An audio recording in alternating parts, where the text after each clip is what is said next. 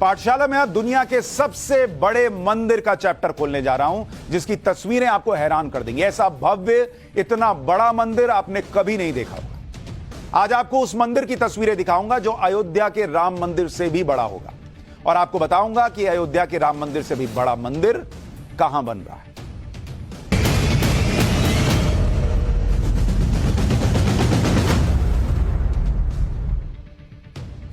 दुनिया भर में कृष्ण भक्ति से जुड़ने वाली संस्था है इस्कॉन। आपने सुना होगा ना, इस्कॉन के टेंपल में जा रहे हैं। पश्चिम बंगाल के नदिया जिले के मायापुर में दुनिया का सबसे बड़ा वैदिक मंदिर का निर्माण इस्कॉन करवा रहा है। करीब 28 लाख वर्ग मीटर में फैला यह मंदिर परिसर दुनिया का सबसे बड़ा मंदिर है। इसकी तस्वीरें आप देखिए, इसके एक एक डिटेल आपको बताऊंगा, लेकिन इतना बड़ा मंदिर, वैदिक मंदिर दुनिया में नहीं है, और इसकी तस्वीरें आप देखते जाएंगे तो हैरान रह जाएंगे। अब तक सबसे बड़े मंदिर के रूप में कंबोडिया के अंकोर वाट को जाना जाता है, जो करीब 16 लाख वर्ग मीटर में फैला हुआ है। यह मंदिर जिसको आपको दिखा रहा हूं, यह बंगाल में अगले साल 2024 में बनकर तैयार हो जाएगा। इसका निर्माण साल 2009 में, यानी ये अंकोर वाट का दिखा रहा हूं, जो अभी तक सबसे बड़ा था। अब उससे भी बड़ा वैदिक मंदिर जो है वो भारत में, बंगाल में बन रहा है। और इस मंदिर की आप भव्यता सोचिए कि 2009 से पिछले 14 साल से इसका निर्माण चल रहा है।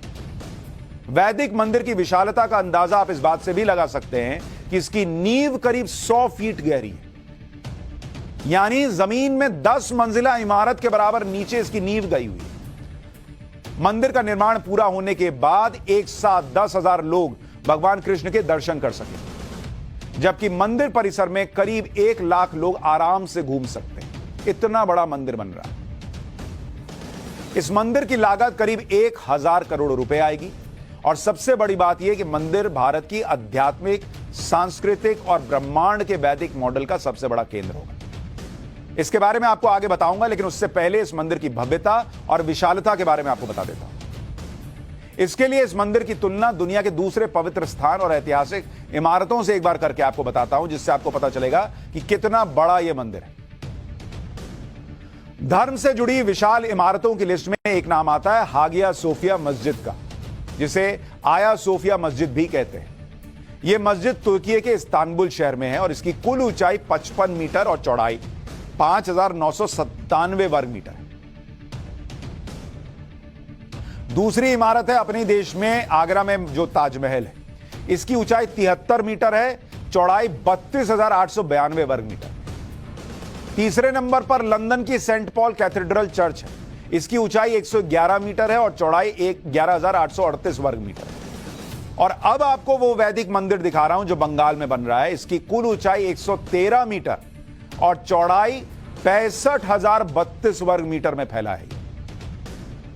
अगले साल से इस मंदिर की पहचान दुनिया के सबसे बड़े मंदिर के तौर पर हुई, जहां दुनिया भर के किसी भी जाति, धर्म और संप्रदाय के लोग आ सकेंगे, और भारत की पौराणिक काल से चली आ रही ब्रह्मांड के वैदिक मॉडल को आप यहां पर समझ पाएंगे।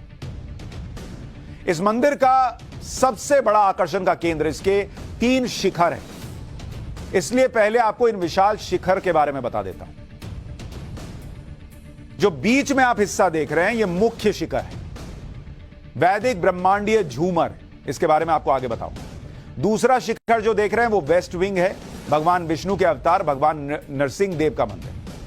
और तीसरा शिखर ईस्ट विंग के नीचे वैदिक तारामंडल बनाया जाएगा। जिस तरह आप स्पेस के बारे में जानने के लिए प्लेनेटेरियम में जाते हैं, ग्रह नक्षत्र दिखते हैं, ठीक उसी तरह आप वैदिक प्लेनेटेरियम में सनातन धर्म के बारे में जान पाएंगे। सभी लोक के वर्चुअल दर्शन कर सकें, उसके बारे में समझ सकें।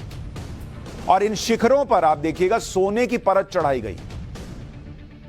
350 फीट ऊंचे इस मंदिर के शिखर तक पहुंचने के लिए 14 लिफ्ट लगाई गई हैं। 14 लिफ्ट। सोचिए कितना बड़ा मंदिर है। पहले आपको वैदिक झूमर का एक एनिमेशन वीडियो दिखाता हूं, जिसमें इस सृष्टि के निर्माण को लेकर बहुत सारी जानकारी दी जाएगी।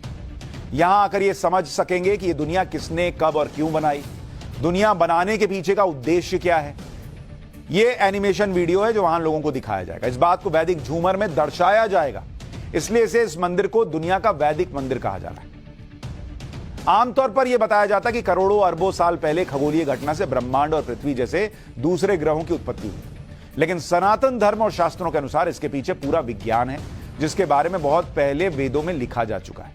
लेकिन मॉडर्न युग के चक्कर में इस ज्ञान से दूरी बढ़ती चली गई, इसलिए आज इस बात को भी आपको समझना चाहिए। ऋग्वेद में एक श्लोक है, सप्त दिशो नाना सूर्या देवा आदित्या ये सप्त, यानी इसमें कहा गया है कि सप्त दिशो नाना सूर्या, यानी सूर्य अनेक है। यहां सप्त दिशो का मतलब है 7 सौर मंडल, लेकिन विज्ञान ने अभी तक एक ही सौर मंडल को ठीक से खोजा है और दूसरे सौर मंडल की खोज चल रही है, जबकि ऋग्वेद में 7 सौर मंडल का भी जिक्र है और कई और सूर्य है इसका भी जिक्र है। एक और श्लोक आपको ऋग्वेद से लिया गया, वो दिखाता हूं। शकमयम धूमम अराद अपश्यम विषुवता पर इनावरेण, यानी सूर्य के चारों और तरफ और दूर दूर तक शक्तिशाली गैस फैली हुई है। यहां गैस के लिए धूम शब्द का प्रयोग किया गया। सूर्य के चारों तरफ गैस है, इसकी पुष्टि सही तरह से 19वीं सदी में हो पाई थी, जबकि ऋग्वेद में यह कब का लिखा हुआ है। अथर्ववेद में कहा गया था कि सूर्य का प्रकाश दिखाई देने वाले और ना दिखाई देने वाले सभी प्रकार के प्रदूषित जीवाणुओं और रोगाणुओं को नष्ट करने की क्षमता रखता है। यह अथर्ववेद में लिखा है। ये सारी बातें आज से 3200 साल पहले ही कह दी गई थी और इस पर दुनिया भर के वैज्ञानिक रिसर्च कर रहे हैं। यानी जो बातें हम आज विज्ञान से समझ रहे हैं, उनके प्रमाण हजारों साल पहले हमारे ऋषि मुनि और विद्वान दे चुके, लिख के चले गए। और यही वजह है कि इस मंदिर के भक्तों में एक बड़ी संख्या विदेशी लोगों की होगी, जो इन बातों पर पूरी तरह यकीन करते हैं कि हमारी सनातन परंपरा और शास्त्रों में जानकारी का भंडार छिपा हुआ है। आज आपको इस मंदिर के चेयरमैन से भी मिलाना चाहता हूं, जिन्होंने इस मंदिर को 250 करोड़ रुपए दान दिए। इनका नाम है अम्बरीश दास। यह नाम इन्होंने इस्कॉन से जुड़ने के बाद रखा। इनका पुराना नाम क्या पता है? Alfred Ford. हमारे यहां मंदिर की बात करने वाले को बड़े हीन भाव से देखते हैं, अच्छा ये तो एक्सट्रीम हिंदुइज्म की बात कर रहा है। वहां अल्फ्रेड फोर्ड जो है वो 250 करोड़ भी दे रहे हैं और इन्होंने अपना नाम भी अम्बरीश दास कर लिया। ये अमेरिका की मशहूर कार कंपनी फोर्ड के मालिक है भाई, वही फोर्ड कंपनी जिसकी कार आप चलाते हैं। अमेरिका के प्रसिद्ध उद्योगपति हेनरी फोर्ड के पोते हैं। 1975 में अल्फ्रेड इस्कॉन से जुड़े और इस्कॉन के संस्थापक प्रभुपद के साथ भारत आ गए। भारत आने के बाद इन्होंने हिंदू धर्म अपनाया और फिर अल्फ्रेड से अम्बरीश बन गए।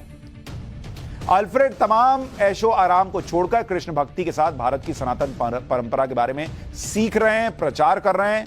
इस मंदिर के निर्माण में अम्बरीश दास की बहुत बड़ी भूमिका है। लेकिन हमारे यहां कोई अगर हिंदू धर्म की बात करे, आजकल तो जो हिंदुत्व है उसको तो टेररिज्म से भी जोड़ने का प्रचलन चल रहा है। लेकिन यहां बड़े बड़े विदेशी आकर हिंदू धर्म को अपना रहे हैं और इतना बड़ा बड़ा मंदिर बन रहा है।